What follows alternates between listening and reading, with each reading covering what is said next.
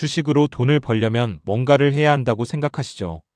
매일 차트를 들여다보고 뉴스를 확인하고 타이밍을 재고 종목을 갈아타야 한다고요.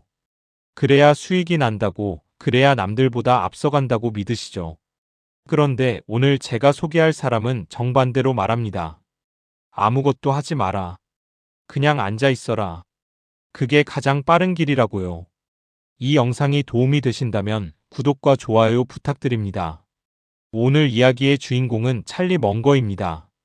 워런 버핏의 평생 파트너이자 버크셔 해서웨이의 부회장으로 99년을 살다 간 사람입니다.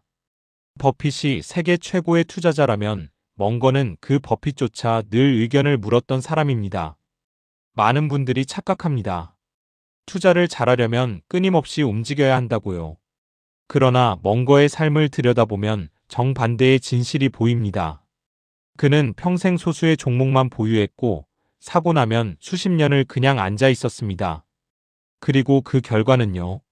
3조 원이 넘는 개인 자산, 버크셔 해서웨이를 시가총액 1000조 원이 넘는 회사로 만든 철학의 공동 설계자. 오늘 이 영상에서 가져가셔야 할 것은 딱 하나입니다. 진짜 부자가 되는 길은 무언가를 하는 게 아니라 하지 않는 것에 있다는 사실입니다. 먼거의 삶이 그것을 증명합니다. 1924년 1월 1일 미국 네브래스카주 오마하 작은 도시에서 한 아이가 태어났습니다. 이름은 찰스 토머스 먼거. 아버지는 변호사였고 할아버지는 연방 판사였습니다. 법조인 집안이었죠. 어린 먼거는 그 환경 속에서 책을 좋아하는 아이로 자랐습니다. 그런데 이상한 일이 있었습니다. 훗날 먼거의 평생 파트너가 될 워런 버핏의 집은 먼거 집에서 불과 90m 떨어진 곳에 있었습니다. 두 사람은 같은 동네에서 자랐지만 어린 시절에는 서로 만난 적이 없었습니다. 심지어 버핏의 할아버지가 운영하던 식료품 가게에서 먼거도 아르바이트를 했습니다. 하지만 그때도 두 사람은 스쳐 지나갔을 뿐입니다. 먼거는 미시간 대학에 입학했지만 졸업하지 못했습니다. 2차 세계대전이 터졌기 때문입니다. 1943년 19살의 먼거는 미 육군 항공대에 입대합니다.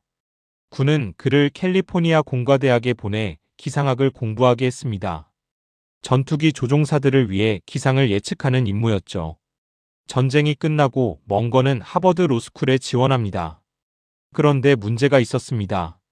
그에게는 대학 졸업장이 없었습니다. 미시간 대학은 중퇴했고 캘리포니아 공과대학은 수료만 한 상태였으니까요. 처음에 하버드는 입학을 거절했습니다. 하지만 먼거는 포기하지 않았습니다. 변호사였던 아버지, 연방 판사였던 할아버지, 그리고 본인의 장교 경력을 내세워 끈질기게 설득했습니다. 결국 1945년 하버드 로스쿨에 입학합니다. 그리고 1948년 우수한 성적으로 졸업합니다.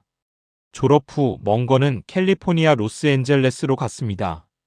부동산 전문 변호사로 일하기 시작했죠. 그는 성실했고 똑똑했습니다. 곧 자신만의 로펌을 설립합니다. 먼거 톨스앤 올슨. 이 로펌은 지금까지도 미국에서 존경받는 법률회사로 남아 있습니다. 변호사로서 먼거의 인생은 순조로워 보였습니다. 하지만 그의 개인사는 그렇지 않았습니다. 먼거의 첫 번째 결혼은 실패로 끝났습니다. 당시로서는 드문 일이었던 이혼을 하게 됩니다. 이혼하면서 재산의 절반을 잃었습니다. 전처와의 사이에는 아들 하나와 딸 둘이 있었습니다. 빈털터리에 가까운 상태로 독신자 아파트에 살게 됐죠. 그런데 더 큰 비극이 찾아왔습니다. 이혼 직후 큰아들 테디가 백혈병 진단을 받았습니다. 겨우 8살이었습니다. 1950년대의 의료기술로는 소아 백혈병을 치료할 방법이 거의 없었습니다. 먼거는 남은 재산을 모두 쏟아 치료비를 댔습니다. 병원을 오갔습니다. 할 수 있는 모든 것을 했습니다. 하지만 1년 만에 테디는 세상을 떠났습니다. 9살이었습니다. 먼거는 훗날 이 시절을 거의 언급하지 않았습니다. 하지만 가까운 사람들은 알고 있었습니다. 병원 복도를 서성이며 울던 아버지의 모습을요. 아들의 손을 잡고 아무것도 할 수 없었던 그 무력감을요. 이혼으로 재산을 잃고 아들의 치료비로 나머지마저 탕진한 먼거. 그는 완전히 바닥을 쳤습니다. 30 중반의 나이에 그에게 남은 것은 아무것도 없었습니다. 아니, 하나 있었습니다. 내가 좀 더 부자였다면 아들을 살릴 수 있었을까? 그 물음이 그의 가슴에 남았습니다. 그리고 또 하나의 현실이 있었습니다. 첫 번째 부인과의 사이에 남은 두 자녀. 곧 두 번째 부인과 결혼하면서 그녀의 전 남편 사이에서 낳은 자녀들과 새로 낳은 자녀 4가지. 멍거는 총 8명의 아이를 부양해야 했습니다. 변호사 월급만으로는 충분하지 않았습니다. 당시 변호사는 지금처럼 수입이 좋은 직업이 아니었습니다. 멍거는 다른 길을 찾아야 했습니다. 그래서 투자에 눈을 돌렸습니다. 1959년 여름, 멍거의 아버지가 세상을 떠났습니다. 장례를 치르고 아버지의 재산을 정리하기 위해 멍거는 고향 오마하로 돌아왔습니다. 그곳에서 한 저녁 파티에 초대받았습니다.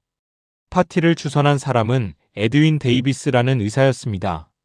데이비스 박사는 멍거에게 한 젊은 투자자를 소개해주고 싶어 했습니다. 워런 버핏. 당시 29살이었습니다. 멍거는 35이었죠. 두 사람은 처음 만나자마자 대화에 빠져들었습니다. 버핏이 농담을 하자 멍거는 바닥에 누워 깔깔대며 웃었습니다. 버핏은 훗날 이렇게 회상했습니다. 그를 만난 지 몇 분 만에 알았습니다. 이 사람과 평생 함께할 것이라는 걸요. 함께 돈을 벌고 서로에게 아이디어를 얻고 혼자일 때보다 더 나은 사람이 될 수 있을 거라는 걸 느꼈습니다. 멍거도 버핏에게 호감을 느꼈습니다. 당시 버핏은 투자조합을 운영하며 투자자를 모집하고 있었습니다. 의사들을 만나 투자를 권유하러 다니던 중이었죠. 데이비스 박사가 버핏의 이야기를 듣자마자 투자하겠다고 했을 때 버핏이 물었습니다. 어떻게 그렇게 빨리 결정하셨습니까? 데이비스 박사가 답했습니다. 당신 말을 들으니 찰리 멍거라는 친구가 떠오르더군요. 그 친구랑 생각이 똑같아요. 그날 저녁 이후 두 사람의 관계는 빠르게 깊어졌습니다. 버핏은 멍거에게 조언했습니다. 변호사 일은 취미로 하시는 게 어떨까요? 투자를 하면 훨씬 더 빨리 부자가 될 수 있습니다. 멍거는 처음에는 웃어넘겼지만 마음속에 그 말을 담아두었습니다. 두 사람은 전화로 매일 몇 시간씩 대화를 나눴습니다. 오마하에 있는 버핏과 로스앤젤레스에 있는 멍거. 수천 킬로미터 떨어져 있었지만 그들은 서로의 생각을 공유했습니다. 1962년 멍거는 변호사 일을 하면서 동시에 투자 파트너십을 시작합니다. 휠러 멍거 앤 컴퍼니. 본격적으로 투자자의 길에 들어선 것입니다. 그리고 1965년 버핏이 변호사를 그만두고 전업 투자자로 나서라고 강하게 권유합니다. 멍거는 결국 로펌을 떠났습니다. 두 사람은 함께 여러 회사에 투자했습니다. 버펄로 뉴스, 웨스코 파이낸셜. 서로의 판단을 신뢰하며 돈을 불려나갔습니다. 하지만 멍거에게도 시련의 시간이 왔습니다. 1973년과 1974년. 미국 증시가 폭락했습니다. 브레턴 우즈 체제가 무너지고 석유 파동이 터졌습니다. 다우 지수는 45% 넘게 떨어졌습니다. 역사상 최악의 약세장 중 하나였죠. 멍거의 투자회사도 직격탄을 맞았습니다. 1973년에 31% 손실, 1974년에 또다시 30%가 넘는 손실, 2년 만에 자산의 절반 이상이 날아갔습니다. 버핏은 이미 몇 년 전에 투자조합을 정리했기 때문에 이 폭락장을 피했습니다. 하지만 멍거는 한가운데에 있었습니다. 50살이 다 되어가는 나이에 다시 바닥을 치는 경험. 보통 사람이라면 여기서 무너졌을 겁니다. 하지만 멍거는 달랐습니다. 그는 자신의 실수를 인정했습니다. 그리고 배웠습니다. 버핏이 나보다 더 나은 방법을 가지고 있다는 걸 깨닫는데 오랜 시간이 걸렸습니다. 하지만 결국 그는 내가 시간을 낭비하고 있었다는 것을 깨닫게 해주었습니다. 1975년 멍거는 자신의 투자회사를 청산합니다. 그리고 3년 뒤인 1978년 버크셔 해서웨이의 부회장으로 공식 합류합니다. 54살이었습니다. 이때부터 두 사람의 본격적인 동행이 시작됩니다. 버크셔 해서웨이는 원래 쓰러져가는 섬유회사였습니다. 1965년 버핏이 인수할 당시 시가총액은 1,000만 달러 정도였습니다. 한화로 약 130억 원. 그런데 멍거가 합류한 이후로 이 회사는 완전히 달라집니다. 멍거는 버핏에게 중요한 조언을 했습니다. 버핏의 스승 벤저민 그레이엄은 저평가된 주식을 싸게 사는 것을 강조했습니다. 담배꽁초 투자라고 불렀죠. 바닥에 떨어진 담배꽁초를 주워서 한 모금 피우고 버리는 것처럼 싸구려 주식을 사서 조금 오르면 파는 방식입니다. 하지만 멍거는 달리 생각했습니다.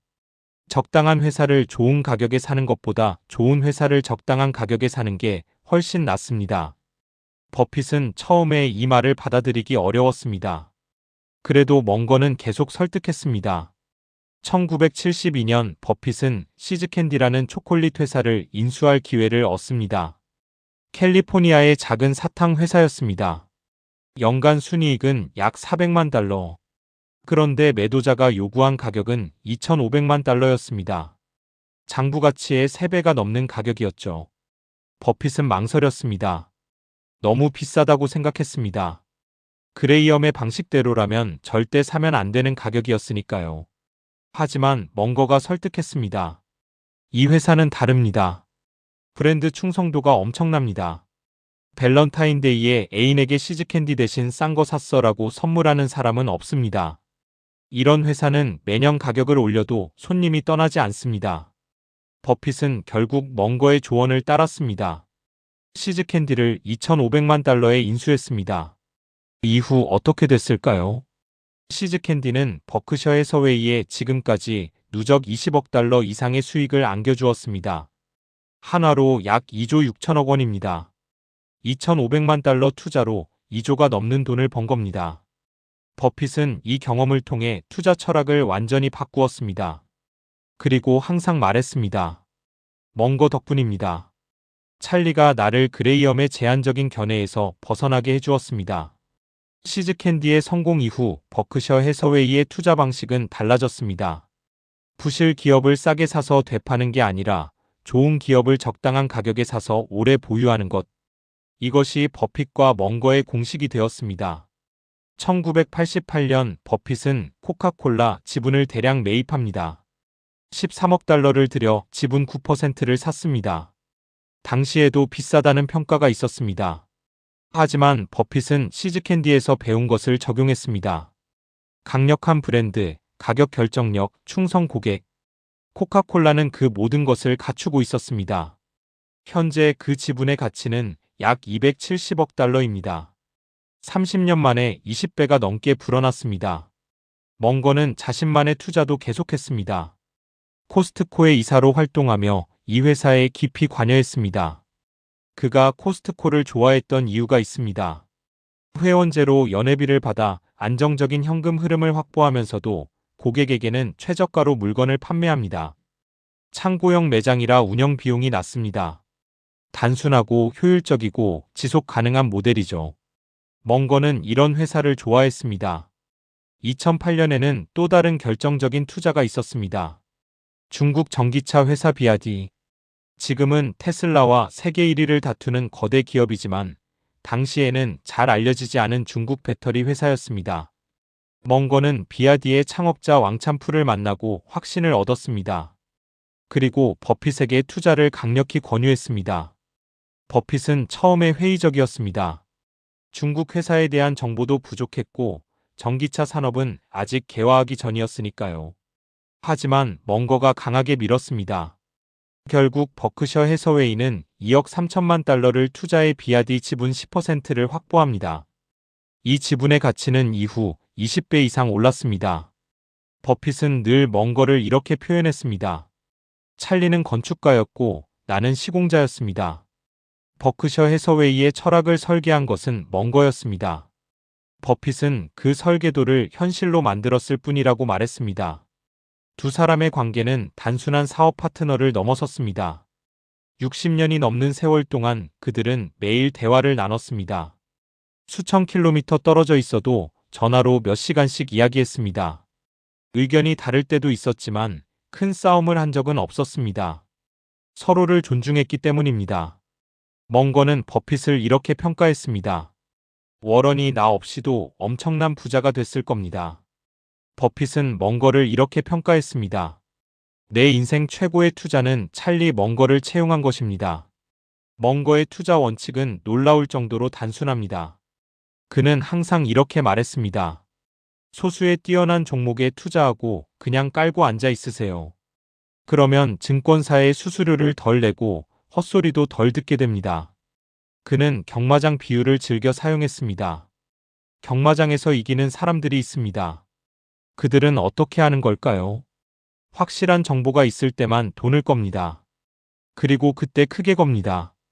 나머지 시간에는 그냥 구경만 합니다. 아무것도 하지 않습니다. 승산이 있을 때만 크게 걸고 나머지 시간에는 아무것도 하지 마라. 이것이 멍거의 핵심 메시지였습니다. 그는 또 이런 말을 했습니다. 큰 돈을 벌려면 기다릴 줄 알아야 합니다. 대부분의 사람들은 기다리지 못합니다. 그래서 대부분의 사람들은 큰 돈을 벌지 못합니다. 버핏도 멍거의 이 말을 빌려 설명했습니다. 평생 딱 20번만 투자할 수 있다고 상상해 보세요. 20개의 슬롯이 있는 티켓을 받은 겁니다. 한 번 투자할 때마다 슬롯 하나가 사라집니다. 20개를 다 쓰면 더 이상 투자할 수 없습니다. 이런 규칙 안에서라면 사람들은 훨씬 신중해질 겁니다. 정말로 확신이 있을 때만 투자하게 될 겁니다. 그리고 그렇게 한다면 지금보다 훨씬 좋은 결과를 얻게 될 겁니다. 멍거는 실제로 그렇게 살았습니다. 그의 개인 포트폴리오는 항상 소수의 종목으로만 이루어져 있었습니다. 버크셔 해서웨이, 코스트코, 그리고 몇 개의 회사. 그는 이 회사들을 수십 년간 보유했습니다. 사고 나서 아무것도 하지 않았습니다. 1978년 부회장으로 합류한 이후 멍거와 버핏이 함께 이끈 버크셔 해서웨이는 어떻게 됐을까요? 1965년부터 2022년까지 연평균 수익률 19.8%. 같은 기간 미국 시장의 평균 수익률이 약 10%였다는 것을 생각하면 놀라운 숫자입니다. 1,000만 달러였던 시가총액은 7,850억 달러가 됐습니다. 한화로 약 1,000조 원입니다. 60년 만에 78,500배가 된 겁니다. 멍거 개인의 자산도 23억 달러, 약 3조 원에 달했습니다. 35살의 빈털터리로 독신자 아파트에 살던 남자가요. 하지만 멍거가 한 일은 무엇이었을까요? 좋은 회사를 골랐습니다. 그리고 아무것도 하지 않았습니다. 수십 년을 그냥 앉아 있었습니다. 멍거에게는 또 다른 시련이 있었습니다. 1980년 백내장 수술을 받다가 합병증이 생겼습니다.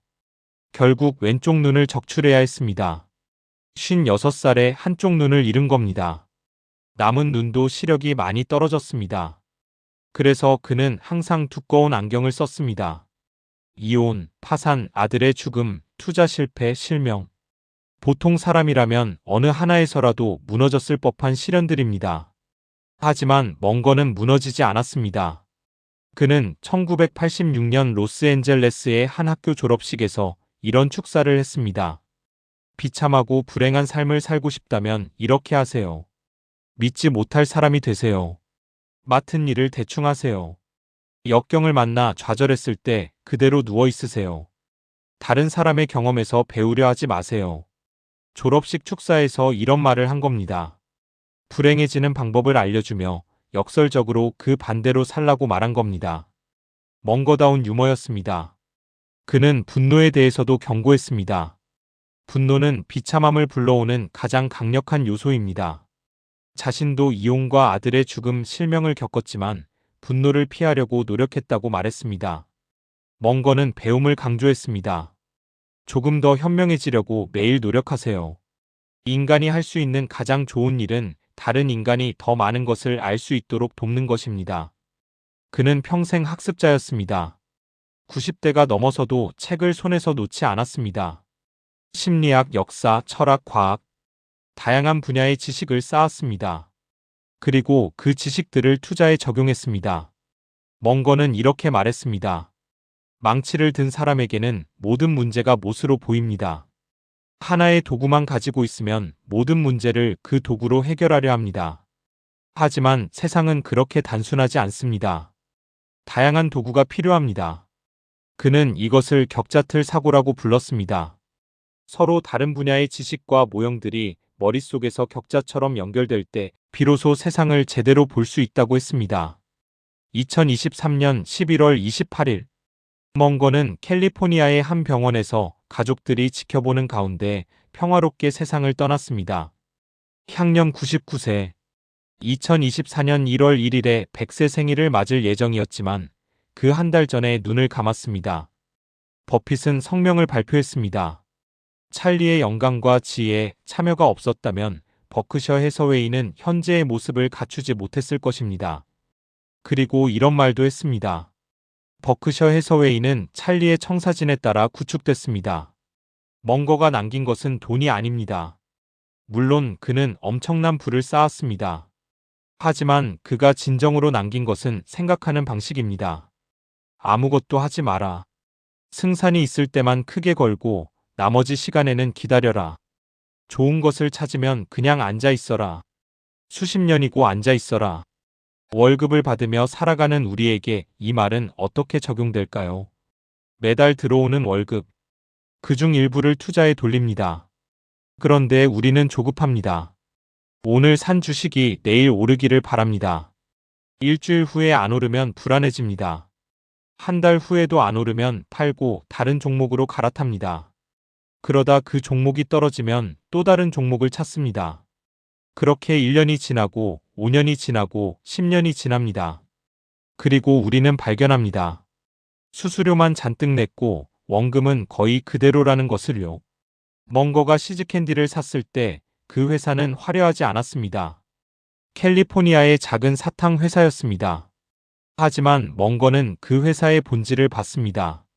브랜드에 대한 충성도, 가격을 올려도 손님이 떠나지 않는 힘. 그리고 샀습니다. 그리고 아무것도 하지 않았습니다. 50년이 지났습니다. 2,500만 달러가 2조 원이 됐습니다. 우리가 바쁘게 종목을 갈아타는 동안 멍거는 그냥 앉아 있었습니다. 우리가 차트를 들여다보는 동안 멍거는 책을 읽었습니다. 우리가 시장 뉴스에 일희일비하는 동안 멍거는 아무것도 하지 않았습니다. 그리고 결과는요. 그가 이겼습니다. 멍거의 삶에서 우리가 배울 것은 투자 기법이 아닙니다. 그는 특별한 기법을 쓰지 않았습니다. 그가 한 일은 단순합니다. 좋은 것을 알아보고 사고 기다렸습니다. 그게 전부입니다. 하지만 그게 전부이기 때문에 어려운 겁니다. 기다리는 것, 아무것도 하지 않는 것, 그것이 가장 어렵습니다. 우리는 무언가를 해야 한다고 느낍니다. 가만히 있으면 불안합니다. 남들은 다 뭔가 하는 것 같은데 나만 가만히 있으면 뒤처지는 것 같습니다. 그래서 우리는 움직입니다. 그리고 그 움직임 때문에 돈을 잃습니다. 멍거는 그 반대로 살았습니다. 움직이지 않았습니다. 기다렸습니다. 그리고 부자가 됐습니다. 1959년 35살의 빈털터리 이혼남이 있었습니다. 아들을 잃은 아버지, 재산을 모두 탕진한 남자. 그가 90대까지 살면서 3조 원의 자산을 쌓았습니다. 그리고 세계에서 가장 존경받는 투자자 중 한 명이 됐습니다. 그가 한 일은요. 좋은 것을 찾고 사고 아무것도 하지 않은 것입니다. 오늘 이 영상에서 기억하셔야 할 것은 하나입니다. 주식으로 가장 빨리 버는 길은 아무것도 하지 않는 것입니다. 좋은 것을 찾으세요. 그리고 그냥 앉아 계세요. 수십 년이고 앉아 계세요. 그게 멍거가 했던 일의 전부입니다. 그리고 그것으로 충분했습니다. 찰리 멍거. 그는 바닥에서 일어났고 기다릴 줄 알았고 아무것도 하지 않는 힘을 보여주었습니다. 그의 삶이 여러분께 작은 여운을 남기길 바랍니다. 도움이 되셨다면 구독과 좋아요 부탁드립니다.